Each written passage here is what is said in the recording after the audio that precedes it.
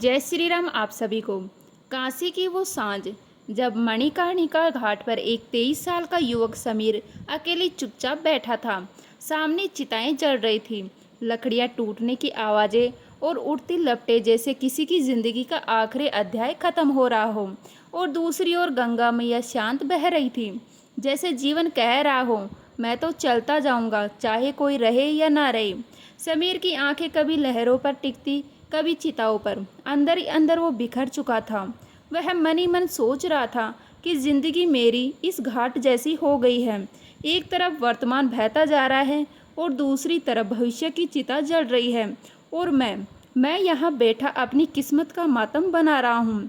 मन तो कर रहा है एक छलांग मारूं गंगा में, सब खत्म हो जाएगा, फिर न रहेगा ये समीर और न रहेगी ये सारी समस्याएं। उसके इस ख्याल के बीच अचानक एक गूंजती हुई आवाज़ आई, ऐसा करके कुछ नहीं बदलेगा बेटा, समस्याएं साथ लेकर मरोगे तो उनसे मरकर भी पीछा नहीं छूटेगा।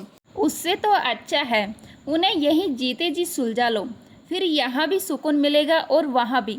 तरुण चौंक गया। उसने धीरे से पीछे मुड़कर देखा। वहीं घाट की सीढ़ियों पर एक बूढ़े बाबा खड़े थे। उम्र कोई 60 वर्ष, सिंदूरी टीका, सफ़ेद दाढ़ी से ढका चेहरा, गले में राम नाम लिखा गमछा, आंखों में गहरी शांति। वो शांति जैसे ज्वालामुखी की तरह गूंज रही थी। बजरंगबली के भक्त। और इस हाल में बाबा बोले, हनुमान जी के भक्तों को यूं जीवन से हार मान लेना शोभा नहीं देता। उनके भक्तों में वही आत्मबल होना चाहिए जो स्वयं पवन पुत्र में था। समीर थोड़ा चौंका और बोला, बाबा आपको कैसे पता कि मैं हनुमान भक्त हूँ? बाबा मुस्कुराए, बेटा जो लॉकेट तेरे गले में हनुमान जी की तस्वीर लिए झूल रहा है वो खुद बता रहा है। अच्छा एक बात बता, हनुमान चालीसा पढ़ता है? हाँ बाबा, मंगलवार और शनिवार को पढ़ लेता हूँ और बाकी दिन मोबाइल पर सुनता हूँ। बाबा अब गंभीर हो गए, बेटा तुम्हारे पास जीवन की हर समस्या का हल है। तुम्हारे पास वो कवच है, वो मंत्र है, वो शक्ति है, पर तुम उसका उपयोग ही नहीं कर रहे हो। क्या हनुमान चालीसा सिर्फ सुनने और रटने की चीज है? वो तो जीवन की दिशा बदलने वाला अद्भुत ब्रह्मास्त्र है, पर तुमने उसे एक आदत बना लिया है, आस्था नहीं। मैं समझा नहीं बाबा। हनुमान चालीसा बहुत लोग पढ़ते या सुनते हैं, लेकिन वो सभी उसकी भक्ति और शक्ति को नहीं जानते। हनुमान चालीसा कोई साधारण पाठ या स्तुति नहीं है, वो एक तंत्र है, एक ऐसी युक्ति जिसे अगर तुम्हें जागृत करना और उसका प्रयोग करना आ जाए तो हनुमान जी की कृपा से तुम्हारी सारी परेशानियां दूर हो सकती हैं। इतना ही नहीं, तुम्हें बस सब कुछ मिल सकता है जिसकी तुम्हें इच्छा है। करियर या किसी परीक्षा में सफलता, दुश्मनों का विनाश, बुरी शक्ति और नकारात्मक ऊर्जा से रक्षा। यहाँ तक कि हनुमान चालीसा को सिद्ध कर लेने से ऐसी ऐसी शक्तियाँ और सिद्धियाँ प्राप्त हो जाती हैं जिनके बारे में तुम सोच भी नहीं सकते हैं। मगर बाबा ऐसा कैसे हो सकता है? हनुमान चालीसा में तो बस 40 चौपाइयाँ हैं, उनमें कोई मंत्र वगैरह तो है ही नहीं। वो 40 चौपाइयाँ ही अपने आप में ऐसे शक्तिशाली सिद्ध मंत्र हैं जो किसी भी संकल्प को सिद्ध कर सकते हैं। बस तुम्हें हनुमान चालीसा की साधना करने का तरीका पता होना चाहिए। बाबा क्या आप बताएंगे मुझे वो तरीका? हनुमान जी मैं मेरी सबसे ज़्यादा श्रद्धा है। हाँ क्यों नहीं, समझ लो हनुमान जी ने ही मुझे तुम्हारे पास भेजा है, तुम्हें तुम्हारे संकटों से उबारने के लिए। ऐसा करना, कल सुबह संकट मोचन मंदिर जाना, वहीं मैं तुम्हें बताऊंगा हनुमान चालीसा से कैसे हर संकल्प को पूरा, हर इच्छा को पूरा किया जा सकता है। बाबा की बात सुनकर समीर को विश्वास हुआ कि हनुमान जी ने खुद उसे रास्ता दिखाया है। इसीलिए वह अगली सुबह तैयार होकर संकट मोचन हनुमान जी मंदिर पहुंच गया, जहां उसे मिलने वाली थी हनुमान चालीसा की शक्ति। आगे हम जानेंगे क्यों है हनुमान चालीसा का पाठ इतना शक्तिशाली, क्या कारण है इसके, क्यों हनुमान चालीसा का पाठ सबसे जल्दी फल देता है, क्या कारण है जो आज भी हनुमान जी पृथ्वी पर जीवित हैं। जैसा कि बाबा ने कहा था, समीर अगले दिन सुबह सुबह तैयार होकर संकट मोचन मंदिर पहुंच गया और जाकर के सबसे पहले हनुमान जी के दर्शन किए। उसने देखा बाबा ही मंदिर के मुख्य पुजारी थे जो हनुमान जी की आरती कर रहे थे। आरती खत्म होने के बाद बाबा तरुण के पास आए और उसे अपने साथ मंदिर के एक छोटे से कमरे में ले गए, जो बाबा का कमरा था। वहाँ एक तरफ हनुमान जी की एक छोटी सी मूर्ति प्रतिष्ठित थी जो देखने में बहुत जागृत लग रही थी। समीर को उस कमरे में उच्च ऊर्जा का अनुभव हुआ। वह बाबा से बोला, बाबा कल से एक बात सोच रहा हूँ। कल शाम गंगा घाट पर तो और भी बहुत से दुखी लोग बैठे हुए होंगे, आखिर आपने मुझे ही क्यों चुना हनुमान चालीसा की सिद्धि सीखने के लिए? बाबा बोले, मैं कौन होता हूँ बेटा किसी को चुनने वाला? यह तो खुद बजरंगबली का ही आदेश हुआ है तुम्हारे लिए, मैं तो उनका माध्यम हूँ। दरअसल हम इंसानों को लगता है कि हम भगवान के दरबार में आते हैं, उनसे प्रार्थना करते हैं अपने कष्टों को दूर करने के लिए, मगर सच तो यह है कि भगवान हमें बुलाते हैं हम पर कृपा करने के लिए। इसीलिए वह हमसे प्रार्थनाएं करवाते हैं ताकि हम उनकी कृपा का ग्रहण करने योग्य बन सके। तुम अपने आप को बड़ा भाग्यशाली समझो कि भगवान हनुमान ने तुम्हें खुद चुना है। हनुमान चालीसा की साधना के लिए जरूर यह तुम्हारे किसी पिछली प्रार्थना का ही फल है। समीर को याद आया, वह अक्सर हनुमान जी से ही तो प्रार्थना किया करता था कि उसके जीवन के सारे कष्टों को दूर करो। पापा के गुजरते ही रिश्तेदार प्रॉपर्टी हड़पने को तैयार बैठे थे। जो कल तक सगे थे वही आज दुश्मन बन गए थे। पापा का बिजनेस संभल नहीं रहा था, उनके बिजनेस पार्टनर भी लूटने को तैयार बैठे थे। उसे लग रहा था जैसे दुश्मनों के बीच वह अकेला पड़ गया है, बहुत कमज़ोर महसूस करने लगा था खुद को। ऐसे में उसे अपनी रक्षा के लिए हनुमान जी ही याद आते थे। तरुण ने हनुमान जी के चरणों में सिर झुका दिया और कहने लगा, अब आपका ही सहारा है प्रभु, मैं खुद को आपको ही सौंपता हूँ। बाबा बोले, चिंता मत करो बेटा, बजरंगबली सब ठीक करेंगे, इसलिए तो तुम्हें यहाँ बुलाया है। तरुण ने कहा, बाबा कल आप कह रहे थे हनुमान चालीसा कोई साधारण पाठ या स्तुति नहीं है, वो एक तंत्र है, एक ऐसी युक्ति जिसको अगर जागृत करना आ जाए तो हनुमान जी की कृपा से सारी परेशानियां दूर हो सकती हैं। हाँ, यह सच है बेटा, हनुमान चालीसा में बहुत शक्ति है। इसका सबसे बड़ा कारण तो यही है कि इस संसार के सबसे ज़्यादा शक्तिशाली देव हनुमान जी का पाठ है।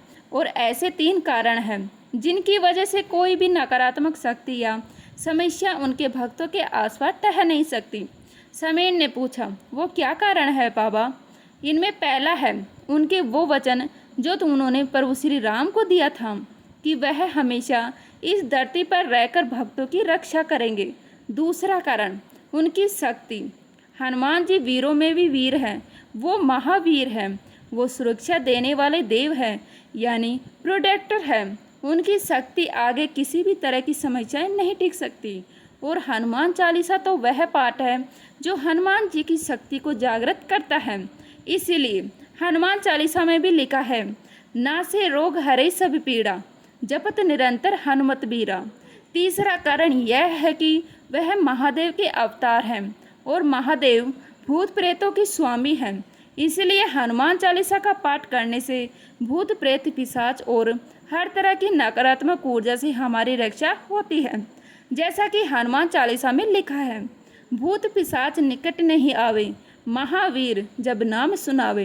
हनुमान चालीसा हनुमान जी को प्रसन्न करने के लिए सबसे ज़्यादा असरदार पाठ है। यह ऐसा पाठ है जो जल्दी फल लाता है। तरुण ने पूछा, मगर इसका क्या कारण है बाबा?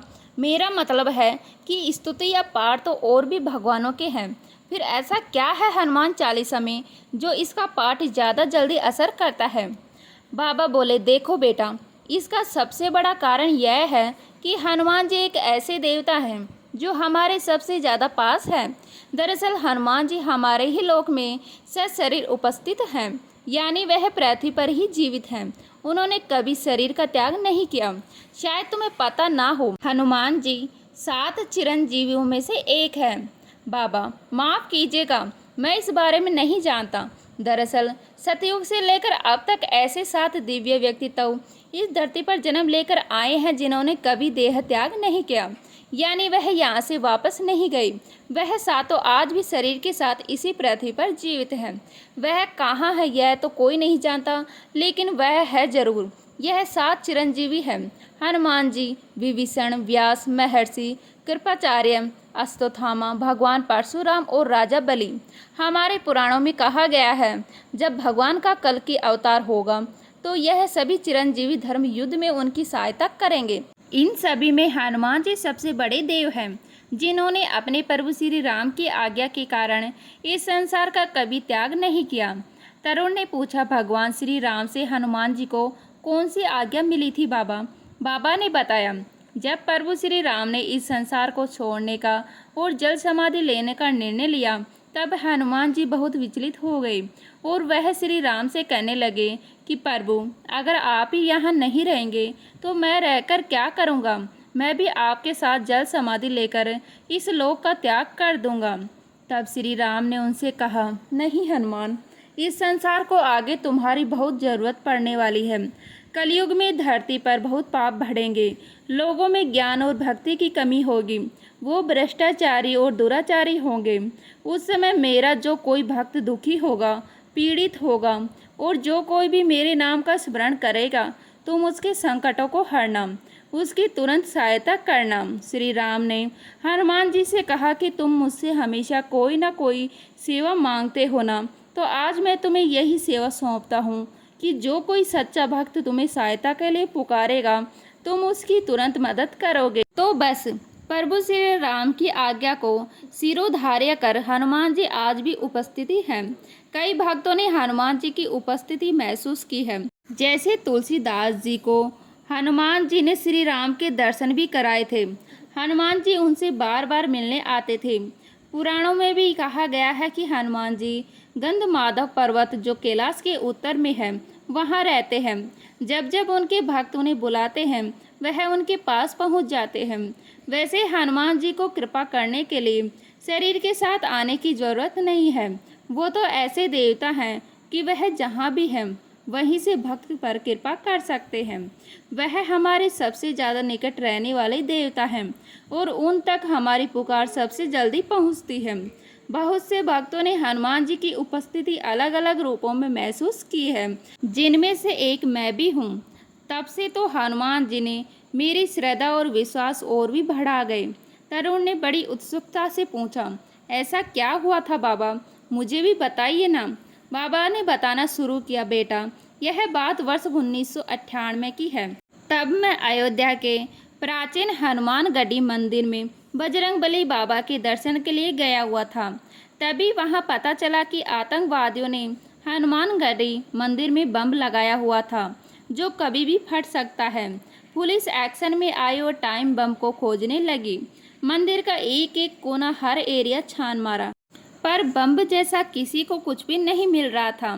तभी सबने देखा कि मंदिर के आंगन में लगी ठंडे पानी की मशीन के पास एक छोटा बंदर बैठा है और अपने हाथों में 2 तार लिए उनको मुंह से चबा रहा था, जैसे उन्हें काट रहा हो।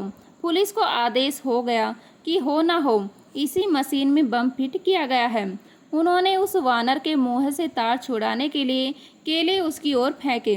केले जैसे ही उस वानर की ओर फेंके गए, वैसे ही वह तार छोड़कर बिना केले लिए वहां से चला गया। बम निरोधक दस्ते ने जैसे ही पानी वाली मशीन खोली, उसमें एक टाइमर सेट किया गया है। बम पाया गया, लेकिन वह बम तार काटने से डिफ्यूज हो चुका था और अगर यह डिफ्यूज नहीं होता तो अब तक फट गया होता, जिसमें मंदिर को भी भारी नुकसान होता और बहुत से लोगों की जान भी जाती। बाद में पता चला कि यहाँ जो बंदर बैठा तार काट रहा था, दरअसल उसी से बम डिफ्यूज हुआ। जिनकी हनुमान जी में श्रद्धा थी, उनको यह हनुमान जी का ही चमत्कार लगा और जिनको नहीं थी, उन्हें एक तुक्का लगा।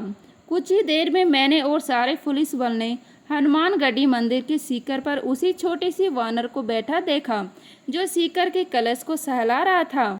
मुझे पूरा विश्वास है कि वो वानर कोई और नहीं, स्वयं भगवान हनुमान थे। वैसे यह एक घटना है। अलग अलग समय पर बहुत से लोगों के साथ ऐसी घटनाएं घटी हैं, जिनमें उन्होंने हनुमान जी के चमत्कार देखे हैं। यह किस्सा सुनकर तो तरुण भी हैरान रह गया।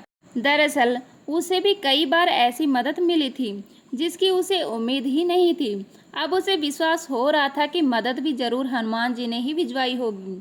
वो बाबा से बोला, बाबा, यह तो मैं भी मानता हूँ कि हनुमान जी सबसे शक्तिशाली देवता हैं, लेकिन उन्हें प्रसन्न करने के लिए और भी तो स्तुतियाँ हैं।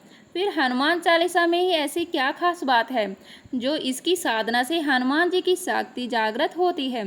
आगे हम जानेंगे कैसे करती है हनुमान चालीसा हनुमान जी की सोई हुई शक्तियों को जागृत, क्यों हनुमान जी अपनी शक्तियों को भूले रहते हैं और कैसे हनुमान चालीसा से उन्हें जागृत किया जा सकता है।